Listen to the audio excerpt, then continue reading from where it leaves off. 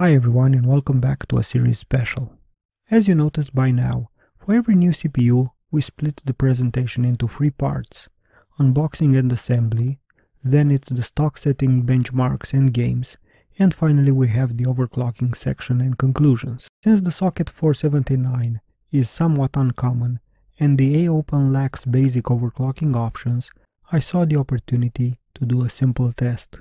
What is better for this CPU when overclocked? Bandwidth or latency? Usually the Corsair modules we use in this series can handle a 2225 latency all the way up to 220 frontside bus with increased voltage.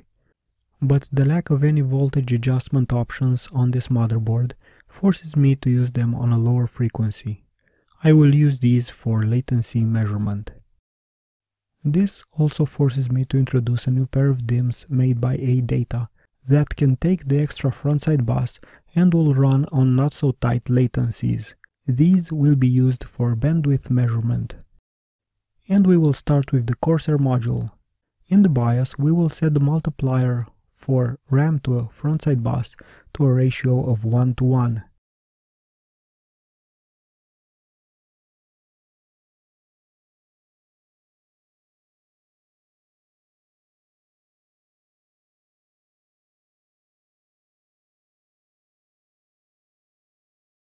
We also previously took the frontside bus from 133 to 156. You can see that the CPU is running now at 156 MHz frontside bus with the stock voltage. And also the RAM is running at the same frequency. Now let's test the configuration, and we will start with SuperPi. And we follow it with PCMark 2002 Pro.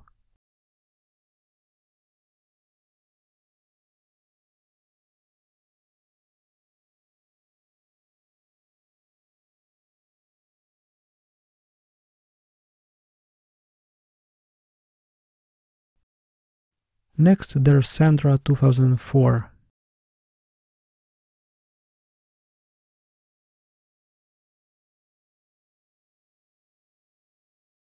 Now we are looking at Cinebench 2003, and next we will skip to CPU Bench 2003.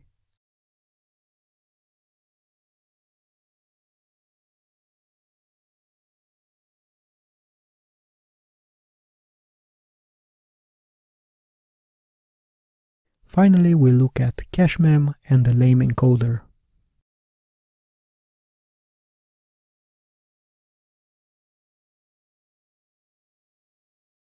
Now it's time to swap the RAM and see the results for the bandwidth benchmarks.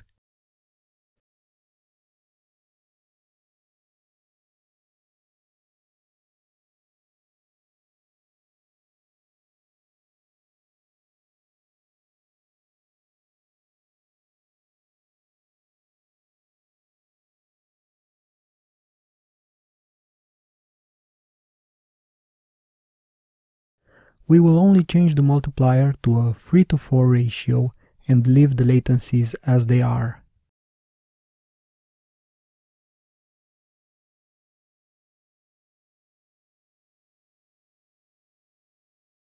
Going into CPU-Z, we can see that the CPU has the same 156 frontside bus, but going to the memory tab, we can see that the memory is now running at almost 209 MHz with loose latencies. And before showing the graphs, let's go over the same tests again.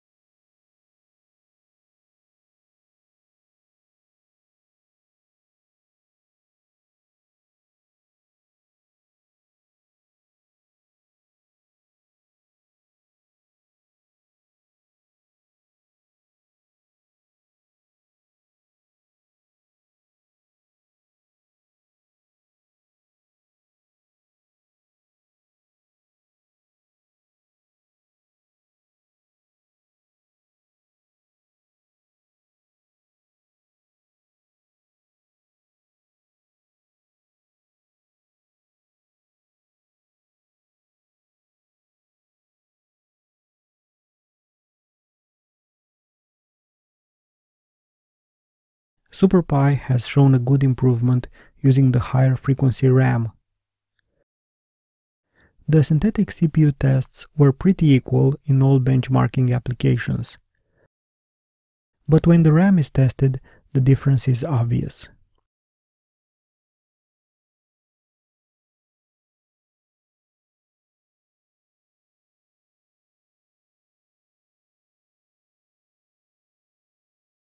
In CPU Bench 2003, for the arithmetic logical unit test, there was a curious case where the bandwidth gets a higher score than the latency test.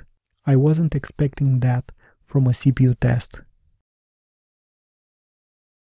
Other than that, this shows that Cinebench and the encoding application are 100% CPU dependent.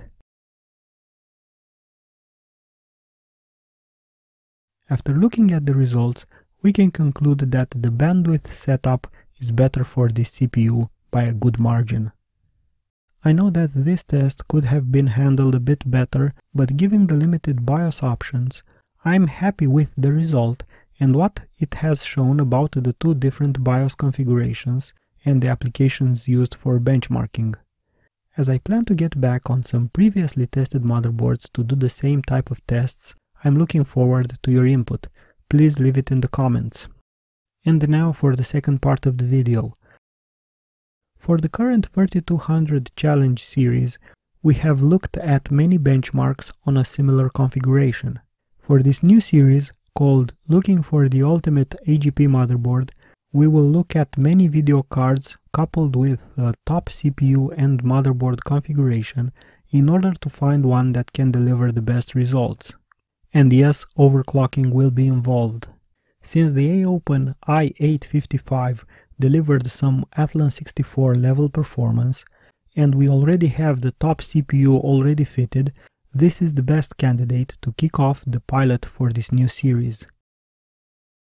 But first let's have a look at the video cards. And we will start with nVidia and have the already existing GeForce 4 Ti 4400,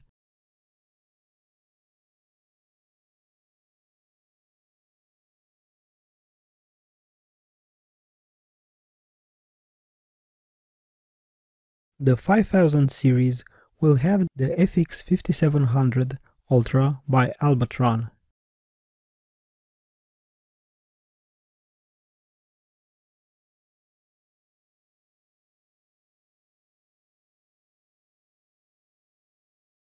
The 6000 series will have the Littech 6800 GT.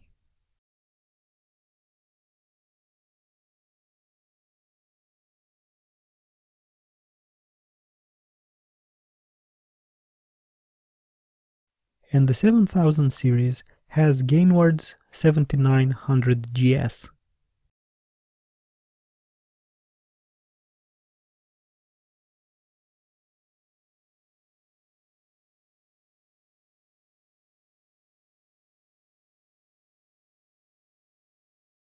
Now let's look at the ATIs.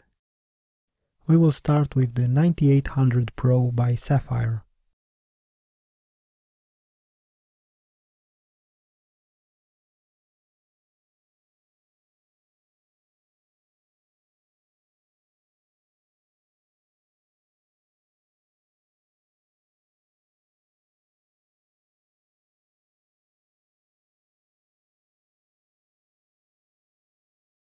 We will have an X850 XT,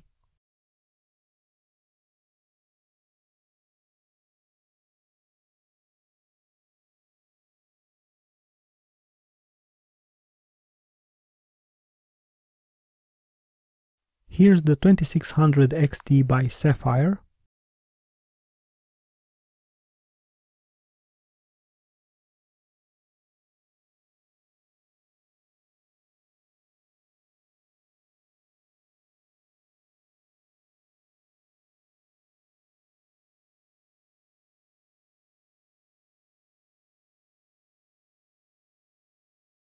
and the mighty 3850 HD by Power Color. We also have a 1950 XT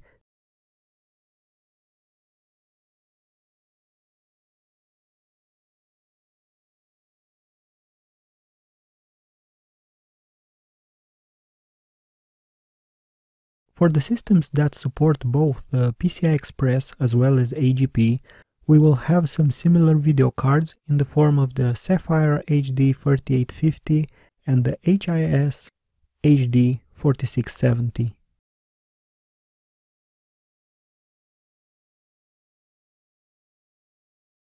Until this series starts, the list of graphics cards is open. I'm looking forward for your input and arguments into what should I choose for the list of the video cards. Since these graphics cards are supporting from DirectX 8.1 to DirectX 10, and we are only using Windows XP for testing, we will only use benchmarks for DirectX 8.1 and 9. Also, since this is the pilot episode, I'm going to skip every other generation of video cards in order to save some time. For nVidia, we will start with the 5700 and the last card will be the 7900. For the ATI, we will start with the 9800 Pro, then we will skip the X850 XT, and we will also skip the 2600 XT, and the last card we are going to test is the HD 3850. There's an obvious question. Where's the 1900 card? The answer is that it is boxed, but rest assured, the 9050 XT AGP will be present for this test, and the unboxing will be left for another video. In the actual series, I'm going to test all the cards on the list. The graphics card list is not final, at least not for 2 or 3 months, until we finish the 3200 MHz challenge and the 200 MHz challenge, so leave your input in the comments. And we will start with the assembly of the Albitron FX 5700 Ultra.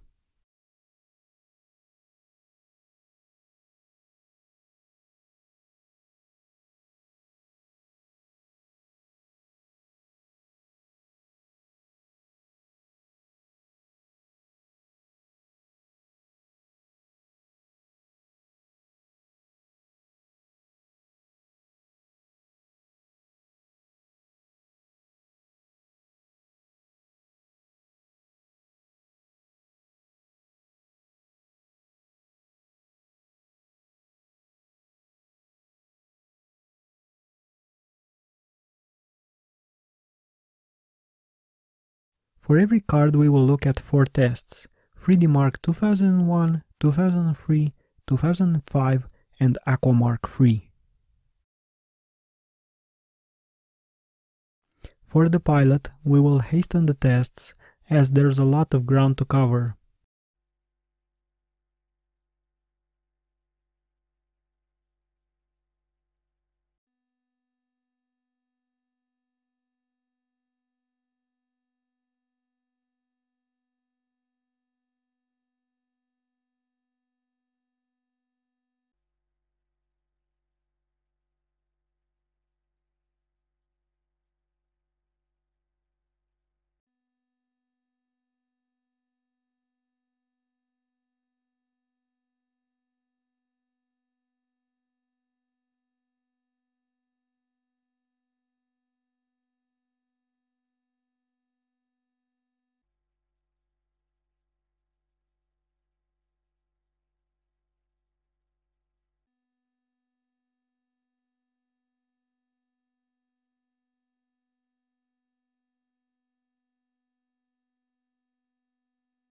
We continue with the Gainward 7900 GS. That we have seen last time scoring 130 frames per second in 1920 by 1080 in Mafia.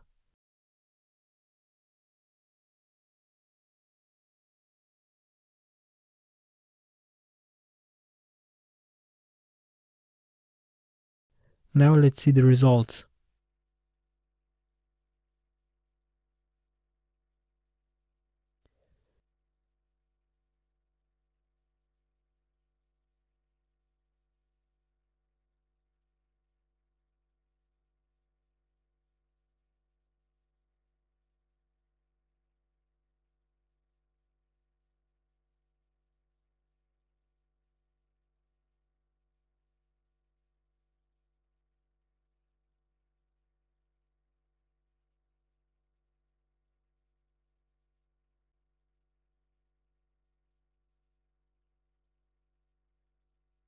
Now let's switch to the Ati Graphics cards. The first one is 9800 Pro by Sapphire, and it has no active cooling. I have to say that Sapphire had made a bold choice not to include a ventilator for this one, but it survived until now, so they must have made the right choice. Let's see the results.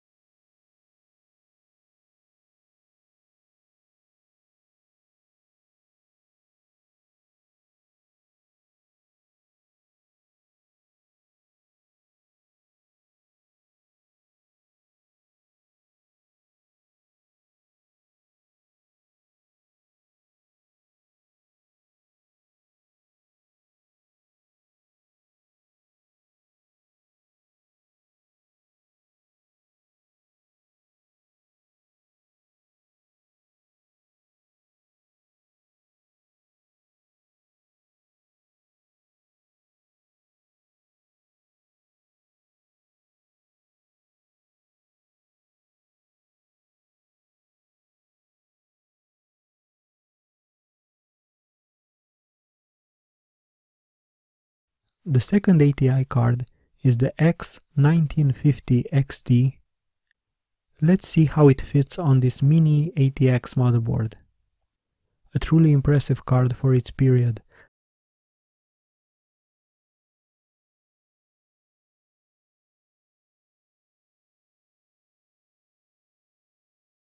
Now let's see the results.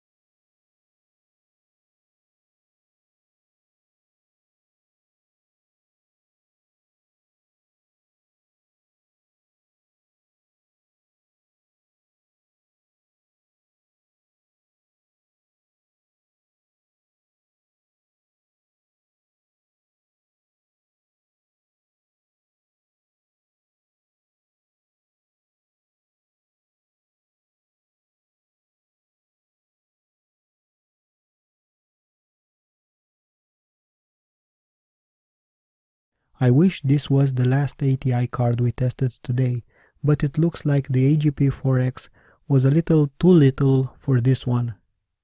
I didn't mention that all the other cards were operating at an AGP of 4X. That's a little bandwidth bottleneck we assumed in order to use this setup.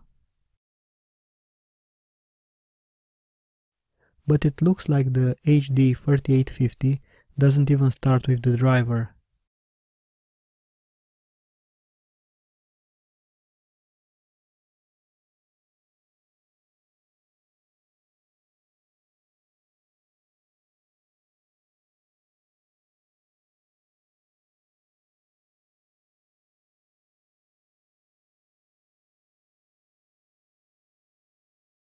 So let's take a step back and test the HD 2600 XT. And we start with the assembly.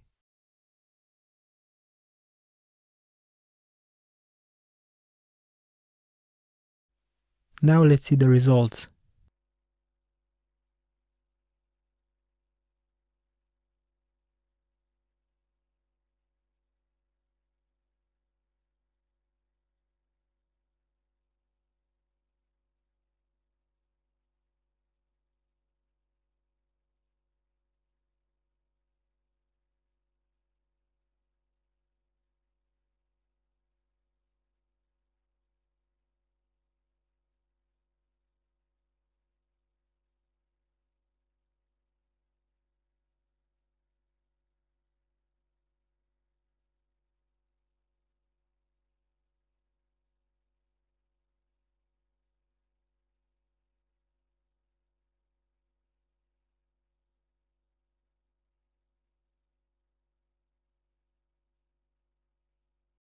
Finally, the tests are over.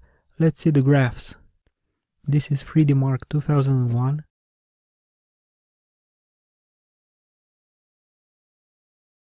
This is the graph for 3D Mark 2003.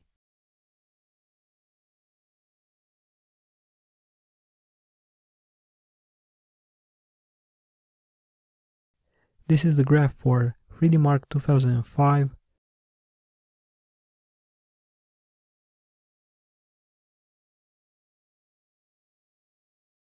And finally we have Aqua Mark III.